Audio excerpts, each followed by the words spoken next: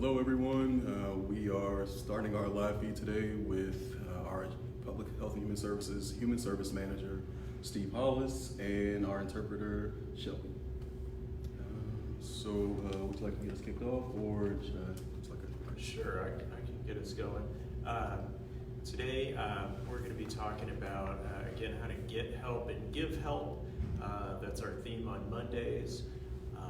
And since we were on last week, things have certainly evolved, and we've been very busy as a department, as the lead on the county emergency operations plan for essential function 6, that's mass care and human services. So I want to talk again a bit today about what we've done to help people get help, and then also where people can give help, because one of the neatest things about Columbia to me is just the incredibly giving spirit of our community, and we've just had an outpouring of requests basically to give help. Let's start with get help. Since we talked last week, we have kept our website up to date. And again, rather than giving the whole website, it's easiest just to go to the city's coronavirus webpage, the main page. And then on that page, we have links to get help, and then a link to give help. And I'll talk about get help first.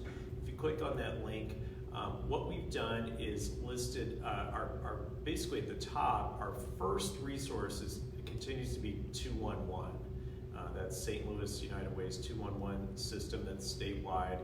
And again, that is a place that folks can call to request help 24 hours a day, 7 days a week. That's a system by which agencies and providers throughout the year keep their information up to date in the 211 database.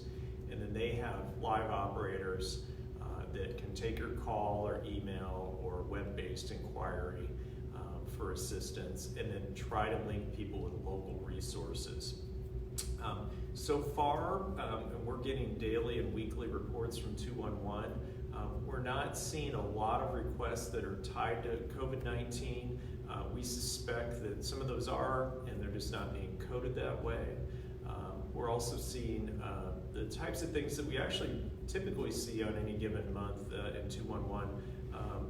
The main requests tend to be for housing-related needs, so that would be rent assistance and utility assistance, so we are seeing those requests. I do want to point out that our existing programs continue to operate for utility assistance. Our department here, Public Health and Human Services, runs one of the larger utility assistance programs in the community. And again, we help with electric and water bills. People throughout the county, and people can go ahead and continue to submit those applications. Our social workers are still working, and those are still, resources are still allocated on a monthly basis by lottery or random selection. So it's really important that if people are anticipating they're going to need help with their utility bills, to go ahead and submit an application. The largest provider of utility assistance is Central Missouri Community Action. Their offices are actually closed, but folks can go ahead and get the application and submit that by mail, and we encourage people to go ahead and do that. And I want to say, I know things are really tough for some folks right now, and there are people that may not have accessed social services in the past. This is just an unprecedented time, and I know it can be humbling and maybe not the best feeling to ask for help. There's no better time to ask for help. Everybody's in this together. So if you're somebody that has never needed social services and you're feeling kind of hesitant to help, please err on the side of reaching out for help. Call us, call the providers that are on our Get Help page, and they'll work through those things with you, particularly if you're having trouble meeting your basic needs. In other words, if it means you staying in your home or eating or getting access to health care, please reach out. Don't go without. It's an incredibly giving community. All of the social service providers that we work with in our network are bending over backwards to try to meet needs. And also very flexible. I know we're being incredibly flexible. So please reach out. Those tend to be the main needs that we typically see and continue to see. And again, those resources are on our website, on the Get Help site. So I want to encourage folks to reach out now. And I want to say, while there is a suspension on evictions for rentals, and we are not disconnecting utilities basically countywide, if at all possible, try to keep up with those bills. Ask for help, call and maybe make a payment arrangement. Really talk to your landlord.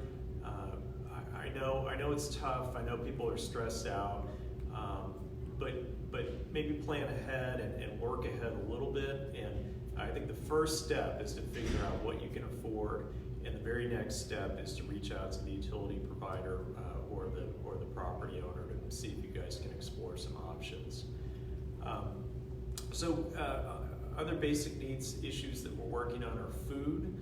The food bank is still operational, and their food pantry, the central pantry here in Columbia that serves Boone County and some surrounding areas, is still operational. They have gone to modified hours, and they are doing a drive-through pickup. So check our Get Help site for details about that. It is Monday through Saturday with some modified hours. We're trying to keep that going. We're also in regular communication with our home delivered meals and groceries programs. Those typically serve our older residents and persons with disabilities who are challenged to get out of their homes to get groceries or food. Those tend to be income-based programs, but I want to emphasize, if you are isolated or quarantined because of COVID-19 and you're struggling with food, please reach out. In Columbia, right now, you can reach out to Meals on Wheels. In Boone County, you can reach out to Aging Best. We are working on a more centralized system to make requests for home delivered meals and groceries. And speaking of groceries, Services for Independent Living helps with grocery shopping and food pantry shopping and delivery, again, for lower income Boone County residents. But I want to say, if you're not somebody that's gotten those services in the past and you're just not sure, just call. And the worst thing that could happen would be that you may not be eligible, but I guarantee you all of our nonprofits will take the extra steps of trying to figure things out, to figure something out for you.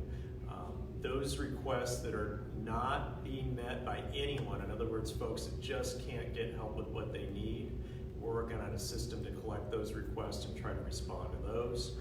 That will help guide some of the funding that we're trying to make available to help out. And the other thing I want to point out is all of the school programs are starting back up this week. Columbia Public Schools is starting their program. The information and link to the information is on our Get Help page, but it's on the Columbia Public Schools website. We've also got links to all of the other public school districts programs in Boone County on Get Help. So those programs are up and running, and if you don't know about those, please refer to our Get Help page or go to the district's webpage to find out more information. And if it doesn't make sense to you, there's contact information for each of the school districts. Just reach out. I know that they're there to help, and they're ready to answer questions and help meet the needs. So that's kind of where we are on food. I want to go back to medicine. If people are struggling to get medicine, there are 2 places in town that help folks with limited incomes with medicines. That is to help purchase the medicine. One program is here at our Department of Public Health and Human Services, and that's in our Social Services Unit. That information is on our page. The other is Voluntary Action Center, so you can reach out to either of those programs. We work together to try to meet that need. That also goes for supplies like diabetic testing materials and things like that. We are sadly not able to meet the need. We run out of money each month pre-COVID-19, but don't let that stop you. Please reach out for help. We're working with local funders to try to put resources where we need them. If you are not able to access health care, again, our primary source of healthcare for folks without insurance or folks that just can't afford to go to a typical private provider is our neighbor here, the Family Health Center. They're fantastic. They operate on a sliding fee scale. They are a federally qualified health center, meaning their purpose is to help ensure that community members have access to affordable care. Again, reach out to Family Health Center. Please do call for safety reasons because they want to do some screening, but they're an incredible partner and a great community asset. So that's really why I wanted to focus the basics. We do have many other resources on our webpage, but I want to emphasize the place to start really is 211. They're great. They're 24/7, and they have excellent access to the resources here in Boone County, even though it's a statewide initiative. I think we'll move on to Give Help. Yeah. So again, on the city's main coronavirus webpage, there's a link to Give Help. We are using our comohelps.org website. That was a website that was developed by the Heart of Missouri United Way, the Community Foundation of Central Missouri, the City of Columbia, and Boone County. We're also working with Veterans United Foundation. And basically that's our way to try to coordinate giving help. And on that site at this point, there are really kind of two ways to give help. One of those ways is to give money, frankly. And I always say this, try to say this carefully. In a disaster, and I've responded to a lot of disasters over the last 24 years, people are incredibly generous.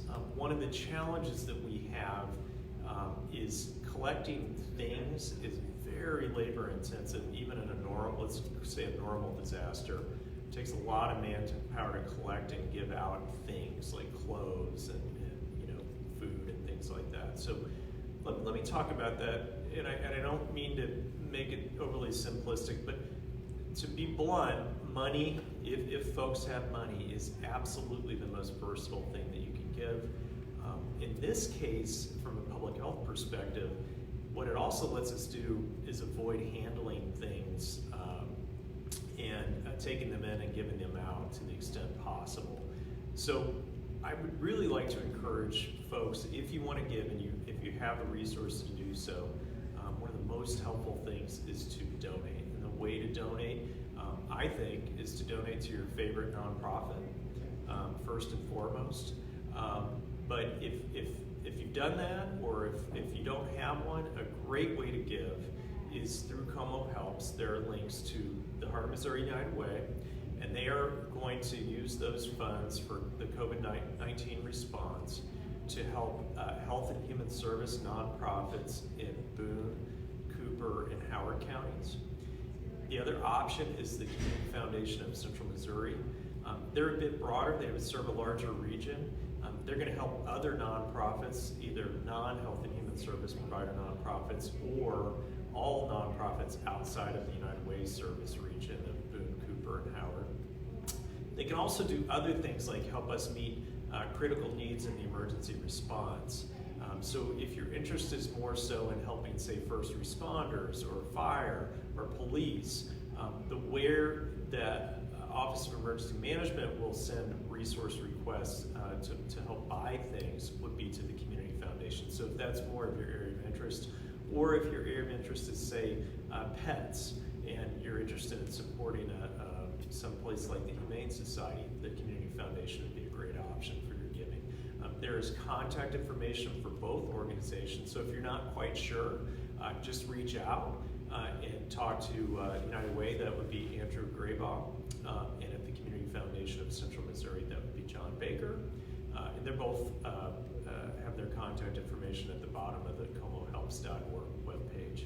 The other way that you can give now, and this is being led by my colleague and friend Lee Kotwitz at the city through Office of Neighborhood Services, which runs the city volunteer services, is to give your time. We are doing a couple things. On the comohelps.org site, it links to the city's volunteer page, a special page for COVID-19 response. And on that page, we're listing agency requests for volunteers, and we're also making a bank of unaffiliated volunteers so that if we need to call for volunteers, we can draw from that bank. I do want to say, having responded to a lot of disasters, let's say a flood where we need sandbaggers, that's pretty straightforward. This one is tough because we have a stay-at-home order. We want people to socially distance. Having said that, we have some absolutely critical services like the food bank that need volunteers to keep that food pantry open. We've done everything we can here at Public Health and Human Services to give great guidance to the nonprofits that are still open and serving the public. Our medical directors worked really closely with them to make sure that our practices are safe out in the community. If you want to give your time, which is great, that link to the city's volunteer page for COVID-19 is a great place to find opportunities, or just to submit your name in the event that you have a need to call on a group of unaffiliated volunteers. So that's another way. The other thing that we're talking about, we're working on, is the donation of things. When we do that, it will be very specific items that we need. They will be very clearly listed from a link on the comohelps.org website. Those things at this point will be collected, but they will not be distributed directly to the community members. They will be distributed to organizations that already have systems to provide things to people in need. They will also be provided to organizations that are providing direct services in response to COVID-19, like first responders, like the fire department, like the hospitals. So be on the lookout. We'll talk about this next Monday for a link to request very specific things be requested. And we're going to be specific because I go back to it, it's really labor intensive to manage the donations of things. It's also incredibly challenging from a health perspective during this COVID-19 pandemic. So we're doing that, I think, in a very thoughtful and careful way to protect the health and safety of the people collecting the things and the persons that would be receiving those things. So be on the lookout for more information about that. But again, now at comohelps.org, two really easy ways to give. You can give your money and or your time. I want to talk briefly, if we have a few minutes, Lucio, about the money aspect. Columbia is really unique in a lot of ways, and one of the things that makes us so unique is the high level of coordination between the local funders of health and human services. So in our community, that is the City of Columbia, funds social services and a variety of things through our CDBG and home dollars, mainly around affordable housing and economic development. Boone County, through the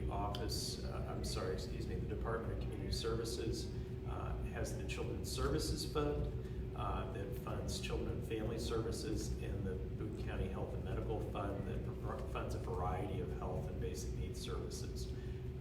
We, as a city and county, work very closely together, but we also work very closely with the Heart of Missouri United Way and the Community Foundation of Central Missouri, and then more recently with the Veterans United Foundation. And together, we have created the comohelps.org site. We have a daily call where we discuss issues. Through that site, one of the things I want to highlight today, we have finalized a joint single application for nonprofits to submit resource requests. So if you're a nonprofit in Boone County, you can submit a single application through comohelps.org. That application is reviewed by all of the local funding sources daily. And what we're doing is we're sorting those requests, because these are incredibly challenging times, into two initial sorts. One is this with regard to the immediate response to COVID-19, or is this what we would call a long-term recovery request? In other words, trying to provide support just basically to keep nonprofits afloat. Those are the two initial sorts. They're both incredibly important. I will say what we're doing now is prioritizing requests to provide critical needed services now in the response. We do continue to talk about and work on more of what we call the long-term recovery requests, and we will keep working on those. And once we get through this kind of crisis period and we can move into long-term recovery mode, we'll be working really hard with businesses and nonprofits to try to access resources to get nonprofits either back up and going or keep them going. But for now, one of the things I'd like to update since last week is that we do have that single application that goes to all of the local funders, and we were talking about those on a daily call and trying to meet those requests, and we were already in process of meeting some of those. Most of those are around meeting very basic needs, but those are in process, so I did want to highlight that. So any nonprofit in Boone County, or if you're in the greater heart of Missouri United Way area of Cooper and Howard counties, or in the Central Missouri, the Community Foundation of Central Missouri area, you can submit through that portal, and we'll look at your request and be in touch. Let's see if you have any questions. Could you speak a little bit about mental health resources? Absolutely. We also have mental health resources, I think pretty clearly outlined on the Get Help page. Also, I do want to mention our social services supervisor here is producing guidance just for folks out in the community. I think you can find that on our main health coronavirus page. On our Get Help page, we're really focused on if you're in crisis, if you or someone you know is struggling with a mental health crisis or having thoughts of suicide, please call the crisis line at Burrell. That's available 24/7, and that's listed on our Get Help page. On that page, we also have our two kind of main nonprofit mental health providers in the community. And there's certainly others, and we're not being exclusive of anyone, but two of our large providers that are able to provide telehealth during this time. And probably most importantly, they can do that either at no cost or on a sliding fee scale, are Burrell Behavioral Health and Compass Health. And the information about how to contact them is on our Get Help page. Again, for just tips on how to address your mental health or your family members' mental health, look at our health departments, our Public Health and Human Services webpage on COVID-19 to find those tip sheets that we're producing here. We have a commenter that is concerned about resources for kind of helping with the cost of prescription drugs. Yeah, it's a real challenge for us all year. We have a medication assistance program here, and Voluntary Action Center also helps with medications. Sadly, we usually run out of money pretty quickly in the month. We have a monthly allocation. I would say at this point, we just need people to call and ask for help. Even if we can't help, it really helps us know what the need is, and we might be able to move some resources that direction. We are in uncharted territories. In the world I live in on a daily basis pre-COVID-19, there are never enough resources to meet the needs that we have in human services. What we will be pushed into doing in this situation is even further prioritizing those resources for certain services and for certain populations. But I want to say on a more positive note, don't let that stop you from asking for help. You know, we are a very giving community, working really hard to raise additional resources. So please reach out for help. It helps us understand what the needs are, and it helps us to better try to prioritize our resources. So specifically for medication assistance, you can reach out to us here at Public Health and Human Services, and or reach out to Voluntary Action Center in Boone County. And we had another commenter ask if we were familiar with the group Como Mutual Aid. Yeah, we know a little bit about that. I don't know a lot. That sounds like it's more of a grassroots, person-to-person, social media-based effort. And I would say that's interesting. In my many years of doing this, that's kind of a new phenomenon. I think people are in the emergency response world, we're a little kind of uncertain about that. I would say this. it's going to take everybody. I think things like that, where neighbors are helping neighbors and people are helping people, are great. I think it's going to take us all, and if that's the way that folks want to get engaged, and it's more person to person, I think that's awesome. I think we offer a more traditional approach where we try to coordinate the nonprofits and governmental entities in the human services response. But I think this person-to-person stuff is really cool. It's super efficient. Needless to say, you know, there are things to watch out for. Just I would say to people, make sure that, and I'm sure that one's legit. I'm not speaking about that one specifically, but you know, just try to make sure it's legit, and you know, be careful. Be careful. Try to maintain social distancing. If folks are exchanging things, be thinking about trying to clean things. Just look out for each other and do it carefully. It is a good time to talk about disasters. You see the best of people, you see the worst of people. This is a time that scammers come out. Just if you're going to do the person-to-person thing, you know, do it with people you know if you can, or at least networks you know and trust. But it is a time that people with the worst of intentions are out as predators, trying to prey on folks who have good intentions or who are in need. So just watch out for that. I think they're both important approaches. I think they're both great.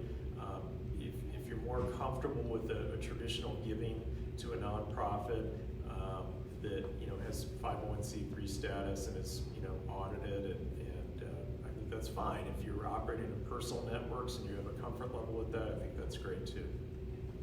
Okay. And just my own personal question, can you speak a little bit about, I know you mentioned the needs that existed prior to COVID-19 and how those needs they didn't magically disappear with the onset of a pandemic. And can you kind of speak to that in relation to the need for a sense of community and community action from all of us, and how we all have our own personal and social responsibility to each other? Yeah, absolutely. You know, we in Columbia and Boone County are a really giving community, and I think we're known for how well we support our nonprofits and all the great work we do to try to address the causes and effects of poverty. But as Lucio said, poverty did not go away. In fact, I'm guessing that we're going to see people slipping into poverty that were not there before. The demand on our social services and human services were tremendous before. They're going to grow. If you're someone that, you know, maybe hasn't given in the past, and you're fortunate and in a position that you can give now, I would say now, if ever, is the time. I think we're doing pretty well in this response, and I don't mean to say we're meeting all the needs. I do think, though, that we're going to be in unprecedented territory when it comes to our long-term recovery. We're going to need people that need help with their rent and mortgage, their utilities that have never needed help. They may be people that always gave help. I think we're going to be in uncharted territory. We're trying to think ahead, work ahead as best we can. I do think we've created an easy way for people to give now, but I do think it speaks to this notion that we had pretty huge needs before that were not met completely, that are going to grow. And boy, it's easy to kind of get depressed thinking about these things. I just always fall back on, when I look around the country, and I've been doing this a long time, people really look to Columbia and Boone County for the way that we partner. I know the Missouri Foundation for Health just contributed to our ComoHelps.org campaign because they were so impressed that we immediately came up with a joint effort amongst all the local funders. I don't see that anywhere. I think people can feel really good about this idea that their dollars are really used in a very strategic and thoughtful way, and it's done across the different local funders. So I think Columbia can always feel good about that. All right, and I believe that's all the time we have for today. So I'd like to thank our interpreter, Shelby, the Human Services Manager, Steve Hollis. He's the Human Services Manager of Columbia Boone County Public Health and Human Services. Lucio Toy, Public Information Officer here. If you need to report any type of concerns or complaints with regard to the new stay-at-home order, please call 573-874-7355 or email city@como.com. Thanks, everybody. Have a great day. Thank you.